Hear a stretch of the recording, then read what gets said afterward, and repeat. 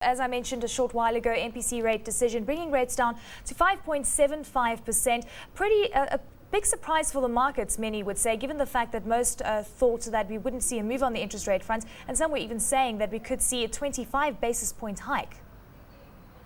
Yeah, in fact, I was shocked because myself I expected it to remain constant, but then again, really, until we get more information, you can't read into the intention of the governor.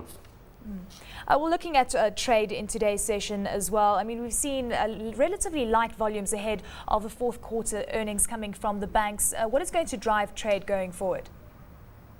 The financials, as we've seen in the last year, they had double-digit growth. So really, when they release the results for end of year, we are going to see a substantial increase in end of year profits, and basically we expect the prices to go further up. We have counters like National Bank that have already declared an intention to give dividend for the first time, and yeah, and then we've got all these increases in technology. So we are going to see a phase whereby costs are coming down, yet the revenues will be up because of agency banking, that branchless banking thing that is being rolled out by a number of banks.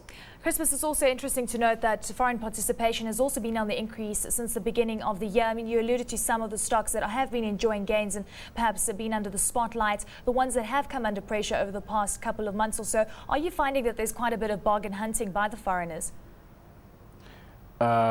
Yeah, I would agree with you. There is bargain hunting, but then again, if you look at, there are several counters that there've been a lot of selling, foreign investor selling. We have East African Breweries Limited.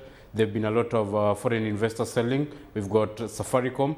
I mean, when you look at those two counters, they've been in the limelight for all the wrong reasons. We've got the alcohol control bill in Kenya that's really taking a toll on EABL's. That is bound to take a toll on EABL's revenue, and we've got the telecom price wars that is also bound to take a toll on Safaricom's top line. I mean, interesting, Safaricom sitting at around 4.5 shillings or so. We also heard Bharti Airtel is set to roll out its 3G network in April. I mean, this is just further perhaps entrenching the competitive environment that is playing out in Kenya. How do you think it's going to all end up? Because clearly the fact that we have seen the low-cost strategy coming through from the likes of Zain and Bharti Airtel, it's not something that can be sustained. It's been said in some quarters that the price war is unhealthy. Actually, opinion is divided. Is it healthy? Is it unhealthy? I believe at some point the regulator will have to step in and basically put some regulations on the price wars, because the way it's going, we are going to have a case of the Kilkenny cuts.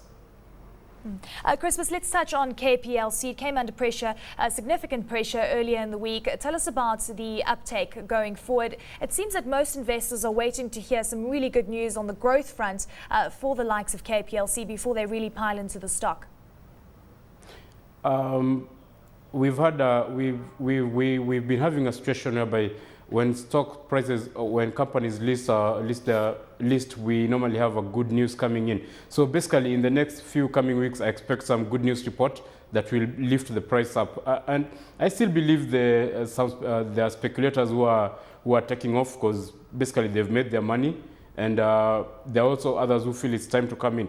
Again, we are seeing heavy foreign participation on that counter. So in the long run, we expect the price to stabilize and maybe come up. But though in the short run, I expect a downturn.